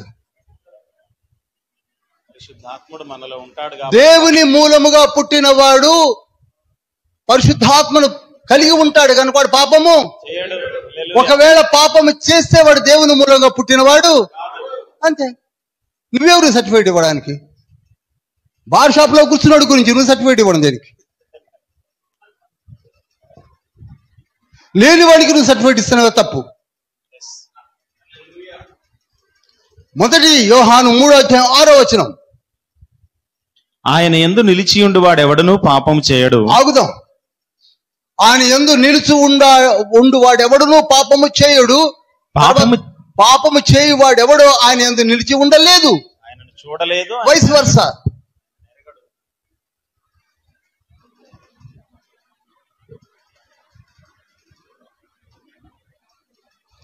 నేను మరలా చెప్తున్నాను, ఒకటే ఆలోచించండి. నిజమైన మారు మనసు, నిజమైన బాప్తిస్మం తీసుకొని ఉండండి. లోకమంతా ఎదురు తిరిగినా సరే నీవు పరలోకంలో ఉంటావు. దాని కొరికే యేసయ్య వచ్చాడు. You need not worry about others. వాళ్ళ సంగతి నీకెందుకు, నేను చూసుకుంటాను. మొదటి యోహాను పత్రిక 5:18 ఏమనున్నది? మనము దేవుని సంబంధులమనియు లోకమంతయు దుష్టుని యందున్నయు ఉన్నదనియు ఎరుగుదుము. మనము సత్యవంతుడైన వానిని ఎరుగవలెనని దేవుని కుమారుడు వచ్చి మనకు వివేకం అనుగ్రహించి ఉన్నాడని ఎరుగుదుము. మనము దేవుని కుమారుడైన యేసుక్రీస్తునందున్న వారమై సత్యవంతుని యందున్నాము. ఆయనే నిజమైన దేవుడును నిత్య జీవమునై ఉన్నాడు. ఇది కొంచెము గ్రాంధికంగా ఉంది, మీకు అర్థమవుతాడు చెప్పాలంటే. ఇది మనము అందరూ చూడండి. ఇది ఎవరు? మనము యేసయ్యలో ఉన్నాం. మనం ఎక్కడున్నాం? యేసయ్య దేవునిలో ఉన్నాడు. నేను మొట్టమొదటి రోజు క్లాస్ తీసుకున్నప్పుడు బోర్డు మీద వేశానే, యోహాను 1:1 కనుక ఇప్పుడు మనల్ని ముట్టుకోవాలంటే ముందు దేవుణ్ణి ముట్టుకోవాలి, ఆ తర్వాత యేసయ్యను ముట్టుకోవాలి, ఆ తర్వాత నిన్ను ముట్టుకోవాలి. ఎన్ని చెప్పినా జాగ్రత్త, లోపలికి రానియండి, కొంచెం లోపలికి రానివ్వండి సబ్జెక్ట్. మళ్ళీ మీకు సులభమైన ఈ భాషలో, తెలంగాణ భాషలో చెప్తున్నాను. నువ్వు నిజంగా మారు మనసు పొంది నిజంగా బాప్తిసం తీసుకుంటే నిజంగా ఆత్మను తండ్రి ఇస్తాడు, నిజంగా ఇస్తాడు. ఇప్పుడు జీవిమాల్ అని ఏదో సిఎంఆర్ అని ఏవో వచ్చాయి కదా, ప్యాటక్ ఫిలిప్ అని. అందులో పైన బోర్డులో ఒకటి కొంటే ఒకటి ఫ్రీ అన్నప్పుడు గబగబా లోపల దూరం ఒకటి కొన్నావు. ఆడు ఒకటి ఇచ్చి ఇంకోటి ఇవ్వకపోతే ఏమంటావు? అది వచ్చి పారేస్తావు. నాకు 2 రావాలంటావు. అంటావా నవా? ఇది మామూలు దుకాణం కనుక. కానీ యేసయ్య అట్లా అంటున్నాడు, ఇదే నిజమైతే ఇది అంతకంటే నిజం, అంతకంటే నిజము. ఇదే నిజం కాకపోతే నేను బోధించడం కూడా వేస్ట్ అనండి. పౌలు గారు అన్నట్టుగా వేస్ట్ అండి, ఇదంతా టైం వేస్ట్ అండి. మారు మనసు లేదు, బాప్తిస్మం లేదు, నీతిమంతుడు లేడు, ఎవడు లేడు, ఇంకెందుకు మనం రావడం? What is the fun of coming over here? Why should we waste our time? చెప్పండి. పౌలు గారు 14 పత్రికలు అదే ఏడుపు ఏడ్చాడు.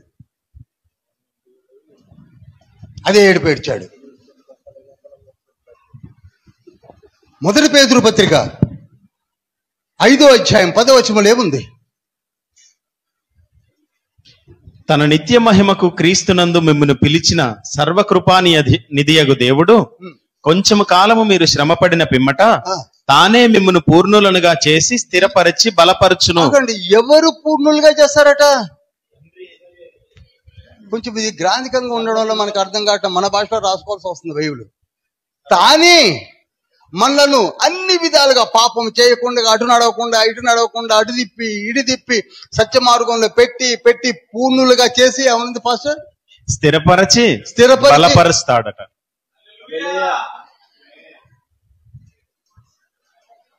మనమందరం ఎందుకు స్త్రీల కూడిక, యూత్ కూడిక, ఆ కూడిక, ఈ కూడిక? ఎందుకంటే కొలసీ పత్రిక 1వ అధ్యాయం 28వ వచనంలో ఏమనుంది?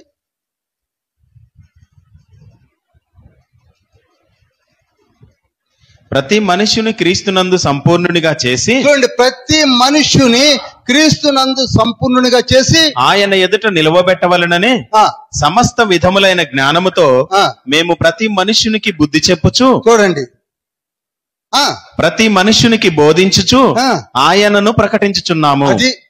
హల్లెలూయా. ప్రతి మనిషి కూడా పూర్ణులుగా ఉండాలి, ఖచ్చితంగా అక్కడికి రావాలనే ఉద్దేశంతోనే పౌలు గారు అంత కష్టపడుతున్నాడు. మనకి చెప్తే మనం అదే కష్టపడుతున్నాం. లేకపోతే ఎందుకండి 17 కిలోమీటర్లు, కొందరు పాండురంగాపురం నుంచి వచ్చిన వాళ్ళు ఉన్నారు, ఇంకా దూరం నుంచి వచ్చిన వాళ్ళు ఉన్నారు. ఎందుకు వస్తున్నాం చెప్పండి? దేనికి?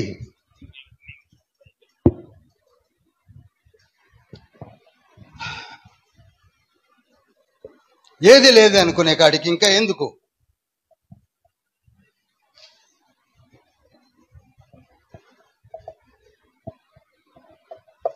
అందుకే నికోదేముతో కన్ఫర్మేషన్ ఇచ్చింది ఏమిటంటే, నువ్వు అనుకుంటున్నట్టుగా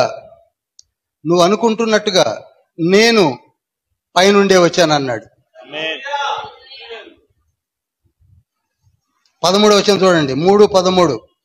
మరియు పరలోకము నుండి దిగి వచ్చిన వాడే, అనగా పరలోకం నుండి మనిషి కుమారుడే తప్ప పరలోకమునకు ఎక్కిపోయిన వాడెవడు నువ్వు లేడనగా, నేనే అక్కడి నుంచి వచ్చాను, అక్కడికి ఎక్కిపోయేది నేనే, ఇప్పుడు నీకు చెప్తున్నది నేనే అన్నాడు. పరలోకం నుండి దిగి వచ్చాడు. ఇది కూడా కొంచెము భావగర్భితంగా ఉండేసరికి మనకి అర్థం కాల.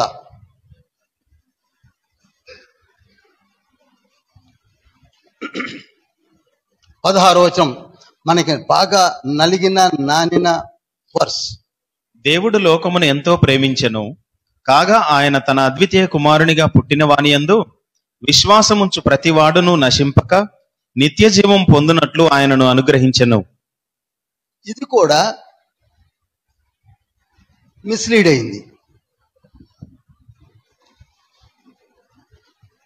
మానవునిగా, మానవ రూపిగా భూమిపైకి యేసయ్య వచ్చేసరికి ఈయన దేవుడు కాదు అని చెప్పడం మొదలుపెట్టారు.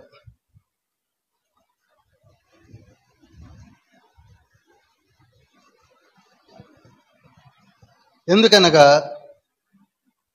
ఇక్కడ అన్నాడు కదా, ఆయన తన అద్వితీయ కుమారునిగా పుట్టిన వానియందు విశ్వాసముంచు ప్రతివాడును నశింపక నిత్య జీవము పొందినట్లు ఆయనను, అనగా జీసస్ ను అనుగ్రహించెను అని ఈ మాట పలికింది కూడా యేసయ్యనే.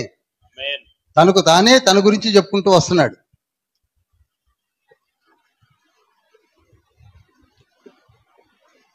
ఇప్పుడు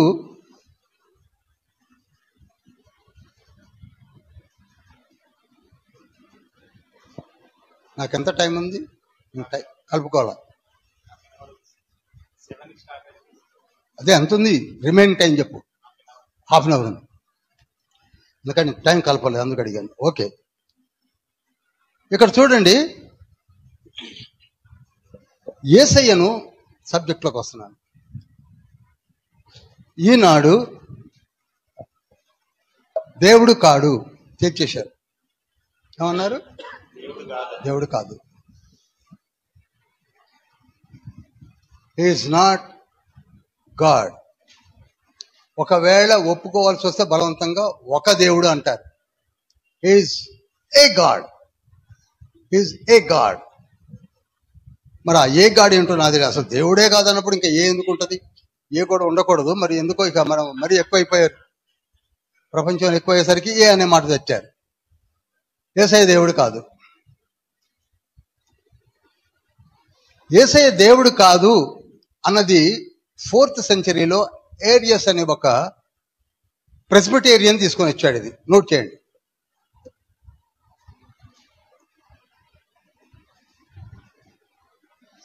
areas 325 ADలో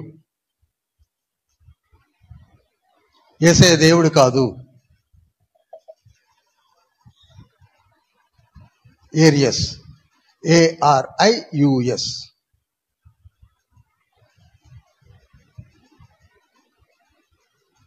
He is an ordinary Presbyterian.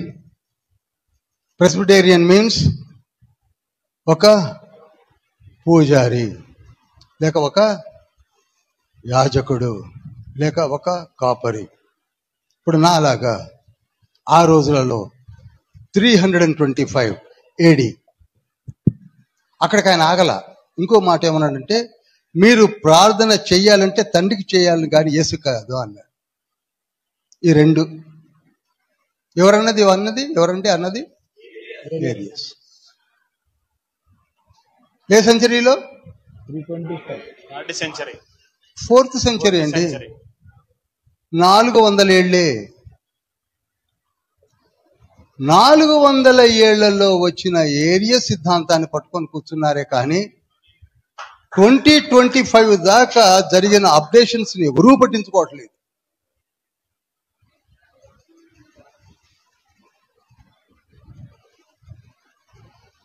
ఏంటంటే చాలా తీసుకోగలరు, చాలా. ఇందాక నన్ను కదా కుమారుడు అన్నారని, జనతైక కుమారుడు అన్నారని ఏవైనా తీసుకుంటారు. ఇంకా కీర్తనల గ్రంథం 2వ అధ్యాయం 6-7 వచనాల్లో 2వ అధ్యాయము 2వ కీర్తన 12వ వచనంలో నా కుమారుడు ముద్దు పెట్టుకోమని ఇవాళ ఎన్ని తీసుకుంటారు. ఎందుకంటే ఆయన కుమారుడు అన్నాడు కనుక అతను పుట్టాడు, ఎప్పుడో పుట్టాడు అని ఏరియస్ అన్నాడు. అంతవరకు బాగానే ఉంది. But what about remaining books of the Bible? Areas ఒకడు అన్నాడు ప్రెస్బిటేరియన్, బాగానే ఉంది. వీటిని కుమారుడు అన్న ప్రాఫసీ కీర్తనకారుడు క్రీస్తు పూర్వము 1000 సంవత్సరాలప్పుడు దావీదు కాలములో ప్రవచించినటువంటి ప్రాఫసీస్ ఆఫ్టర్ 1000 years కు రాబోయే యేసుని గురించి ప్రవచించినవని మాత్రం అనుకోవట్లేదు. అర్థమైందండి? ఇంతకంటే లోతుకు పోన్లేండి. These are all prophecies of upcoming preacher, upcoming apostle or upcoming God of almighty. రాబోతున్న, ఇక్కడ మీకు 2వ అధ్యాయం 4వ వచనం అనుకుంటా, ఏలా అన్యజనులు అపహసించుతున్నారు. ఇది ఎప్పుడుది? యేసయ్య వచ్చిన తర్వాతది కదా. ఇవన్నీ కూడా రాబోయే ప్రాఫసీస్. ఈ ప్రాఫసీలు ఒక్క ముక్క పట్టుకొని కుమారుడు పుట్టాడు అంటున్నాడు కనుక ఆ కుమారుడు పుట్టినోడు అసలు దేవుడే కాదన్నారు. సరే, నేను ఏరియస్ గురించి ఇప్పుడు ఎక్కువగా తీసుకోను. దీనికి కొంచెము లోతులోనికి వెళ్ళడానికి ట్రై చేస్తాను నేను. ఇది మీకు ఒక హిప్పో కమిటీ అని చెప్పాను. ఎంతమంది గుర్తుంది? చేయెత్తగలరా? 363లో పరిశుద్ధ బైబిల్ గ్రంథము ఓన్లీ ఎన్ని బుక్స్ ఉన్నాయి? 65 బుక్స్ ఉంటే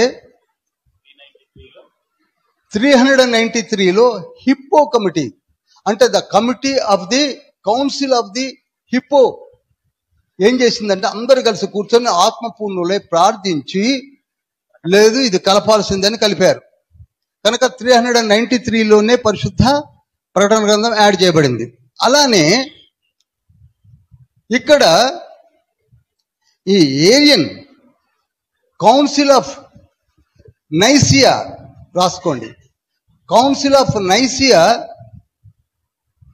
డినౌన్స్డ్ this Arius doctrines are totally false doctrines అని ఒక కమిటీ తేల్చేసింది. దాన్నే నైసియా సూత్రము అంటుంటారు. కౌన్సిల్ ఆఫ్ నైసియా నోట్ చేయండి. Council of Nicaea.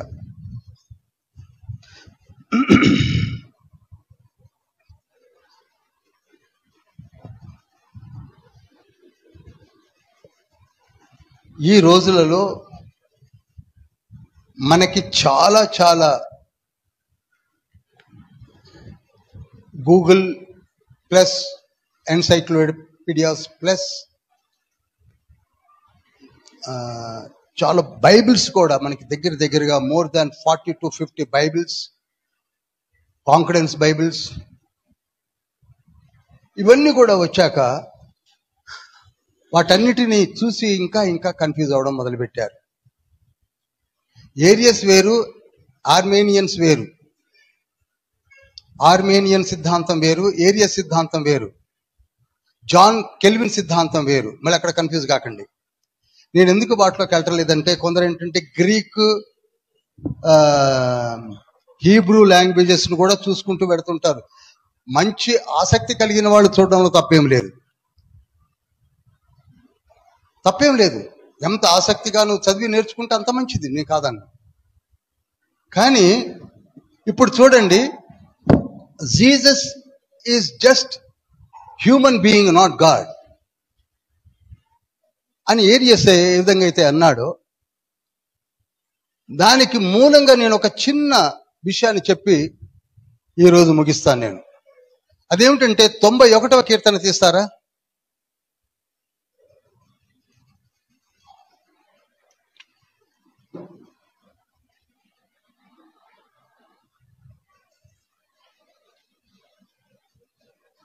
ఒకటో వచనం, 91వ కీర్తన 1. ఉన్నతుని చాటున నివసించువాడే సర్వశక్తుని నీడను విశ్రమించువాడు. ఆయనే నాకు ఆశ్రయము, నా కోట, నేను నమ్ముకును నా దేవుడని నేను యెహోవాను గూర్చి చెప్పుచున్నాను. చాలండి,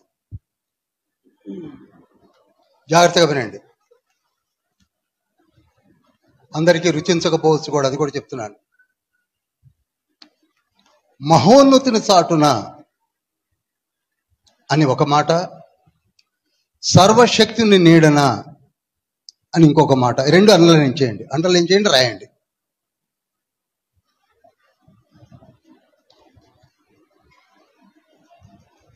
రెండు చెప్పగలరా మళ్ళీ? అనగా ఇద్దరు కనపడుతున్నారు, మహోన్నతుడు, సర్వశక్తుడు. కనుక ఏ అండ్ బి అని పెడదామా? ఏ ఎవరు? బి ఎవరు? సర్వశక్తుడు. ఇప్పుడు ఏని నేను చెప్తాను కొంచెం. మహోన్నతుడు అనగా అందరికంటే గొప్పవాడు. అందరికంటే గొప్పవాడు అంటే చాలా గొప్పవాడు. అయితే అతనికంటే గొప్పవాడు లేడు. మహోన్నతుడు అనగా అందరికంటే గొప్పవాడు, ఇంకా చాలా గొప్పవాడు. అతనికంటే గొప్పవాడు ఎవరు లేరు. ఇక బీకి వద్దాం. సర్వశక్తుడు లేక సర్వోన్నతుడు. ఇంకా చెప్పాలంటే హీబ్రూ లాంగ్వేజ్లోకి వస్తే ఎల్ ఎల్యాన్ అని కూడా చెప్పచ్చు. ఇక్కడ ఏంటంటే ఇతని కంటే పైన ఏ ఉన్నతుడు లేడు, ఇక ఏ శక్తిమంతుడు లేడు. అర్థమైందండి? రెండోది అర్థమైంది కదా? సర్వశక్తిమంతుడు అంటే ఈ శక్తి కంటే మించిన శక్తి లేదు. సర్వోన్నతుడు అనగా ఈ సర్వమునకు ఉన్నతమైనటువంటి, ఈ సర్వోన్నతుడి కంటే ఉన్నతమైనటువంటి ఇంకే పవర్ కలిగిన వ్యక్తి లేడు.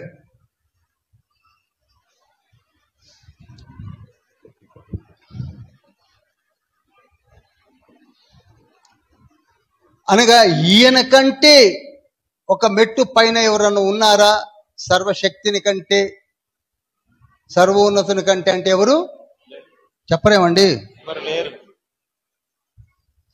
కానీ మహోన్నతుని కంటే ఒక మెట్టు పైన ఉన్నవాడు ఉన్నాడు. ఇదన్నా అర్థమైంది? మహోన్నతుడి కంటే ఒక మెట్టు పైన ఎవరున్నారంటే సర్వోన్నతుడు ఉన్నాడు, సర్వశక్తిమంతుడు ఉన్నాడు.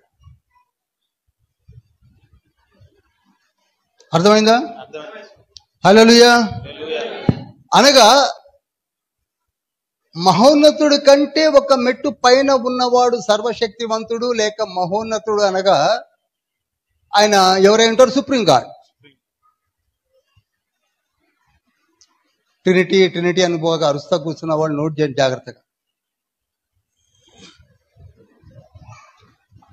అందుకే యేసయ్య అనేక మార్లు నాకంటే శక్తిమంతుడున్నాడు, నా తండ్రి నాకంటే గొప్పవాడు, నా అంతట నేను ఏమీ చెయ్యలేను, తండ్రి నాకు అధికారం ఇచ్చి ఉన్నాడు, నా తండ్రి యొద్దకు నేను వెళ్ళిపోవచ్చున్నాను అని అనేక మార్లు అన్నాడు. అనగా నేను మహోన్నతుడినైతే ఆయన యోహాను సువార్త 10వ అధ్యాయం 29వ వచనం చదువుతారా?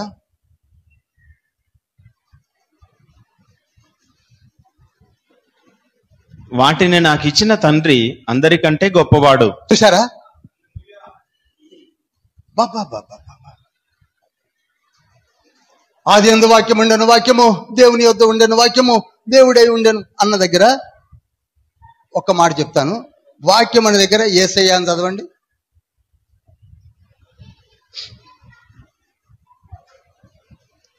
ఆది యందు యేసయ్య ఉండెను, యేసయ్య దేవుని యొద్ద ఉండెను, యేసయ్య దేవుడై ఉండెను. చాలు. ఆయన ఇప్పుడు భూమి మీదకి వచ్చాడు కదా. భూమి మీదకి వచ్చి ఇక్కడ 91వ కీర్తనలో మహోన్నతుడు అని పిలువబడుతున్నాడు. ఆ మహోన్నతుడు అని పిలువబడే యేసయ్య ఇక్కడ ఏమంటున్నాడు యోహాను సువార్తలో? నా తండ్రి నాకంటే శక్తిమంతుడు, గొప్పవాడు,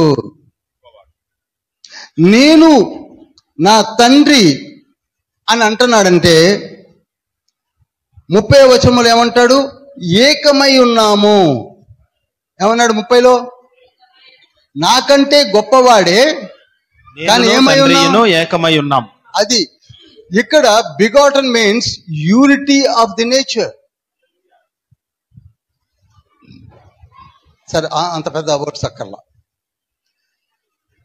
మహోన్నతుడు పైన సర్వోన్నతుడు సర్వశక్తిమంతుడు ఉన్నప్పటికీ నేను ఆయన ఏకమై ఉన్నాం. ఏమండి ఏమై ఉన్నారట? ఏకమై ఉన్నారంటే ఇక నేనేం అర్థం చెప్పాలి? ఇక అర్థమైపోయి ఉండాలి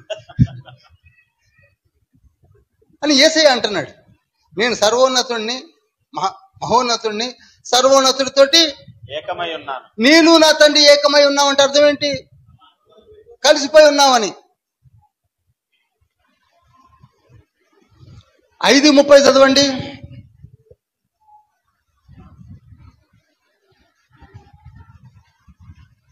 నా అంతట నేనే ఏమీ చేయలేను, నేను వినున్నట్లుగా తీర్పు తీర్చుచున్నాను. నన్ను పంపిన వాని చిత్త ప్రకారమే చేయగోరుదును గాని నా ఇష్ట ప్రకారం చేయగోరను గనుక నా తీర్పు న్యాయమైనది. ఇక్కడ కూడా వెరీ క్లియర్ గా తండ్రిని గురించి చెప్తున్నాడు. ఇవి పట్టుకొని తండ్రి తండ్రి అంటున్నాడు గనక ఈయన దేవుడు కాదన్నారు. ఆయన చెప్తున్నది ఏమిటంటే నేను మహోన్నతుడిని, సర్వశక్తిమంతుడు సర్వోన్నతుడు ఉన్నాడు, ఆయనకి నాకున్న రిలేషన్షిప్ ని చెప్తున్నాడు యోహాను సువార్తలో.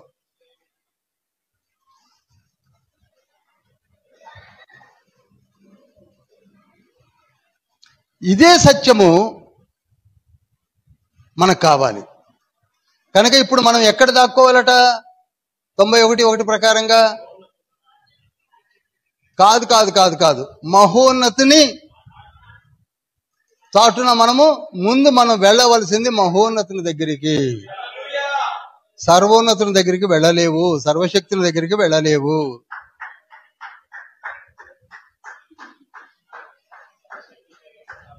You cannot. మనం ఎక్కడికి వెళ్ళాలి ఇప్పుడు?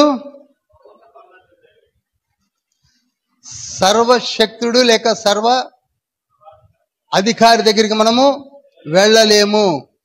ఎప్పుడైతే నీవు మహోన్నత దగ్గరికి వెళ్తావో ఆటోమేటిక్ గా ఆయన దగ్గరికి వెళ్ళిపోతావు. ఎందుకంటే ఈయన ఏకమై ఉన్నారు కనుక. అందుకే మొదటి యోహాను పత్రిక 5వ అధ్యాయం నేను 20వ వచనం చదివించాను కనుక.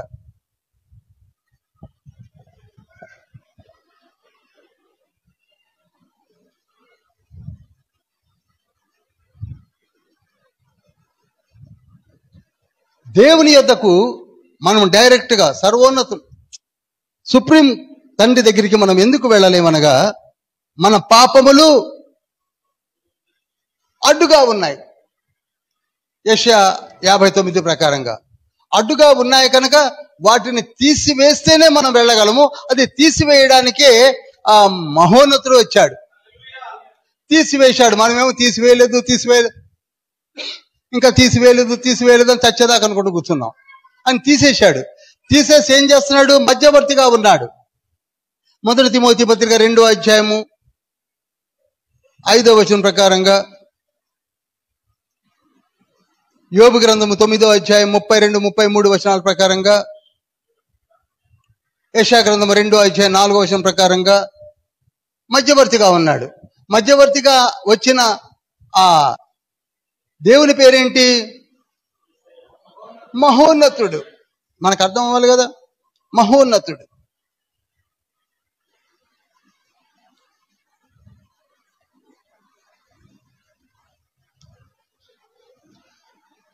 మహోన్నతుడు ఎలా బయటకు వచ్చాడంటే ఆ త్రిత్వంలో నుంచి బయటకు వచ్చాడు, ట్రీ యూనిటీలో నుంచి బయటకు వచ్చాడు. They are union of God అండి. ఇది ట్రినిటీ అంటే.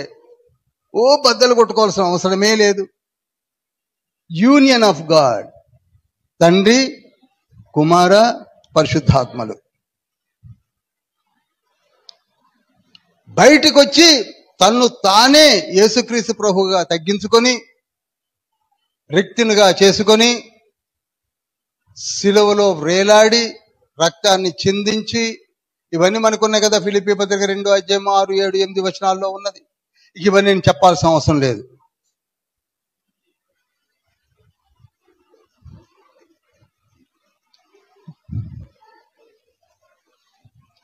ఎవరైతే యేసయ్యనందు విశ్వాసం ఉంచుతారో వారు మహోన్నతుని చాటుకు వెళ్ళిపోతారు. ఇంతవరకు అర్థమైందండి?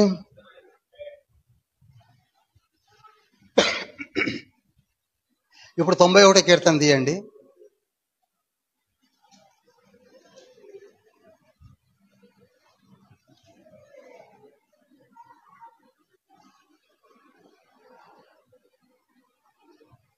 రెండవ వచనం. ఆయనే నాకు ఆశ్రయము, నా కోట, నేను నమ్ముకొను నా దేవుడని నేను యెహోవాను గురించి చెప్పుతున్నాను. ఓకే, ఇప్పుడు ఇంతకీ ఈ కీర్తన రాసింది మోజెస్. సరే, ఇది ఎప్పుడైనా మీకు చెప్తాను. దీంట్లో కూడా కాంట్రడిక్షన్ ఉందని చాలా మంది అంటుంటారు, కానీ ఇది మోజెస్ రాశాడు. ఈ కీర్తనలో యెహోవాను గురించి చెప్తున్నాను అనగా మహోన్నతుని గురించి వివరిస్తున్నాడు. ఏమని? నేను ఆశ్రయముగా, నా కోటగా, నేను నమ్ముకున్న నా దేవుడు ఎవరంటే మహోన్నతుడు అని చెప్తున్నాడు. మనము కూడా యేసయ్యను ఆశ్రయముగా, కోటగా, నమ్ముకుని దేవునిగా అంగీకరించాలి. హల్లెలూయా. అదేంటండి? ఈయన యెహోవా ఎలా అవుతాడు? ఆయన కదా యెహోవా, సర్వశక్తుడు కదా యెహోవా అని అంటారు. కానీ చూడండి, నిర్గమకాండం 23వ అధ్యాయము 20వ వచనంలో ఏమనుంది? ఇదిగో త్రోవలో నిన్ను కాపాడి నేను సిద్ధపరిచిన చోటుకు నిన్ను రప్పించుటకు ఒక దూతను నీకు ముందుగా పంపుచున్నాను. ఆయన సన్నిధిని జాగ్రత్తగా నుండి ఆయన మాట వినవలెను. ఆయనకు కోపము రేపవద్దు. మీ అతిక్రమములను ఆయన పరిహరింపడు. నా నామము ఆయనకున్నది. అది తండ్రి నామము యెహోవా, కుమారుని నామము యెహోవా. నా నామం. ఎవరైనా తన నామాన్ని తీసి ఒక దూతకి ఇచ్చేస్తారా? చెప్పరు. తండ్రి నామం ఏమిటి? యెహోవా. కుమారుని నామం ఏంటి? యెహోవా. ఇంకా కన్ఫర్మ్ గా కావాలంటే ఆదికాండము 19వ అధ్యాయము 1వ వచనము. ఆ ఇద్దరు దేవదూతలు సొదొమ చేరునప్పటికీ చాలు. ఒక ఇద్దరు దూతలు సొదొమ దగ్గరికి వచ్చారు. అక్కడ లోతు ఉన్నాడు సొదొమలో. ఆ పైన 18వ అధ్యాయము 33, 34 అనుకుంటా కదా, 33 చదవండి. యెహోవా అబ్రాహాముతో మాట్లాడుట చాలించి వెళ్ళిపోయాను. ఎక్కడికి వెళ్ళిపోయాడు?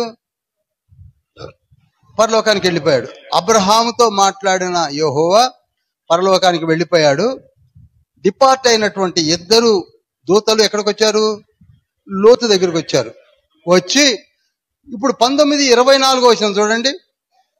అప్పుడు యెహోవా సొదొమ మీదను గొమొర్రా మీదను యెహోవా యొద్ద నుండి గంధకమును అగ్నిని ఆకాశం నుండి కురిపించెను. చూడండి, అప్పుడు యెహోవా అంటే లోతు దగ్గర నిలబడిన ఒక యెహోవా పరలోకములో ఉన్న యెహోవా యొద్ద నుండి గంధకములను అగ్నిని తీసుకొని కురిపించాడు. కనుక ఇప్పుడు ఎంతమంది యెహోవాలు కనపడ్డారు మనకి? పరలోకంలో ఒక యెహోవా, భూమిపైన ఒక యెహోవా. అదే విధంగా యేసుక్రీస్తు ప్రభు వారు కూడా భూమిపైన యెహోవా నామధేయుడు, పరలోకంలో కూడా యెహోవా ఉన్నాడు. అందుకే యోహాను సువార్త 5వ అధ్యాయము 43వ వచనంలో నేను నా తండ్రి నామమున వచ్చి ఉన్నాను అన్నాడు. హల్లెలూయా.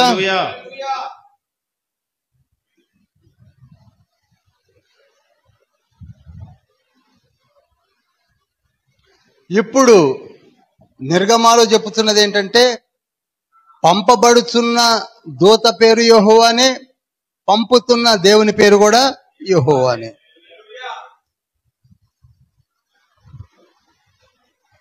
ఇప్పుడు కీర్తన 91:9 ఏమంటున్నాడు? యెహోవా నీవే నా ఆశ్రయం అని నీవు మహోన్నతుడైన దేవుని నీకు నివాస స్థలముగా చేసుకున్నావు. అది హల్లెలూయా. ఈ మాట మహోన్నతునికి వాడుతున్నాడు. 9వ వచనాన్ని చదవకపోతే మనము ఇంత క్లారిటీగా వెళ్ళాం. యెహోవా నీవే నా ఆశ్రయమని నీవు మహోన్నతుడైన దేవుని నీకు నివాసస్థలముగా చేసుకుని ఉన్నావని మోసెస్ అంటున్నాడు.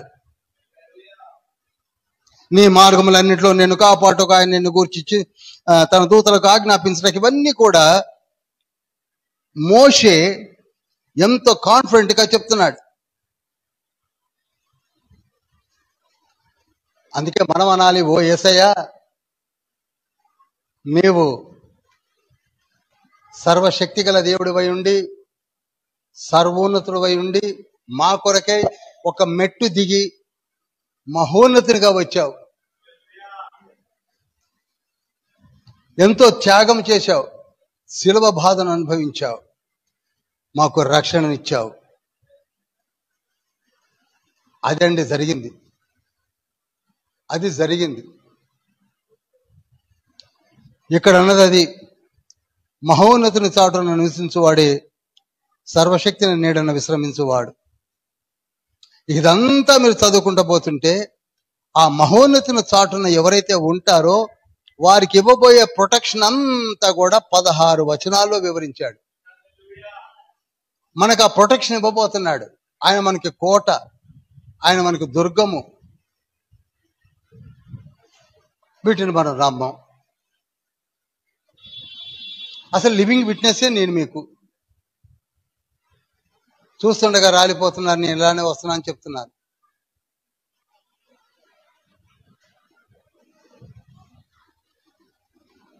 మనం ఎలా అనుకుంటే అలా జరగడానికి మన ఇష్టం కాదండి.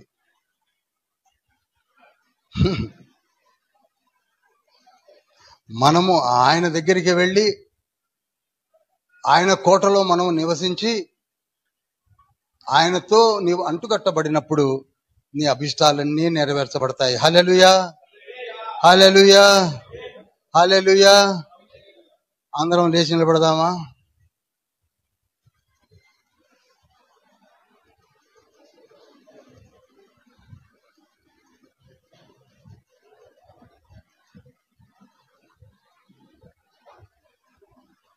హల్లెలూయా. అందరం 2 చేతులు పైకెత్తి మహోన్నతిని, సర్వోన్నతిని, సర్వశక్తిని కొనియాడదాం, ప్రార్థిద్దాం, స్తుతిద్దాం. స్తుతించెదాని నామం దేవా అనుదినం స్తుతించెదాని నామం దేవా అనుదినం స్తుతించెదాని నామం దేవా అనుక్షణం దయతో కాపాడినావు కృపనే చూపించినావు దయతో కాపాడినావు కృపనే చూపించినావు నిన్ను నే మరువనేసు నిన్ను నే విడువనేసు స్తుతించెదాని నామం దేవా. మహోన్నతుడా, మీ బంగారు పాదం చెంత ఉన్నాం తండ్రి. మీరు మా కొరకే దిగి వచ్చిన వాక్యమైన దేవుడని, సర్వశక్తివంతుడైనటువంటి ఎల్ ఎల్యాన్, ఎల్ షద్దాయ్, ఎలోహిం, ఆ తండ్రిలో నుంచి వాక్యమైన దేవునిగా ఆది అందే మీరు మా కొరకే బెడలి వచ్చి జరిగించిన కార్యములను మేము ధ్యానిస్తున్నాం. అది యోహాను సువార్తలో స్పష్టంగా ఉంది. దాన్ని అర్థం చేసుకోలేక రూట్ తప్పిపోయిన మాతో మీరు మాట్లాడి ఉన్నారు. ఇంకా మాకు అర్థమయ్యే రీతిలో బోధించండి, మా మనసుకు హత్తుకునేలా వివరించండి. మేము చదువుకుంటే ప్రస్ఫుటంగా మీరే వాక్యమైన దేవుడని మాకు వివరించమని మీ బంగారు పాదములు ముద్దుడి ప్రార్థిస్తున్నాం. బైబిల్ స్టడీని దీవించండి, ఆశీర్వదించండి. సంఘ కాపురిని వారి కుటుంబంను దీవించండి. సంఘ పెద్దలను ఆశీర్వదించండి, సంఘమును ఆశీర్వదించండి. రాబో దినముల్లో ప్రభా, మరి మీ వాక్కులను ప్రకటించిన నిమిత్తమై అనేకులను ప్రవక్తలుగా లేవనెత్తి వాడుకున్నటకు వారిని కూడా సిద్ధపరచమని యేసయ్య పరిశుద్ధ నామములో అతివినతి వేడుకుంటున్నాం పరమ తండ్రి, ఆమేన్. పరలోకమందున్న మా తండ్రి, నీ నామం పరిశుద్ధపరచబడును గాక, నీ రాజ్యం వచ్చును గాక, నీ చిత్తం పరలోకమందు నెరవేర్చబడినట్టు భూమి యందు నెరవేర్చబడును గాక. మానదని హారం నేడు మాకు దయచేయం. మా అపరాధం చేసిన వారిని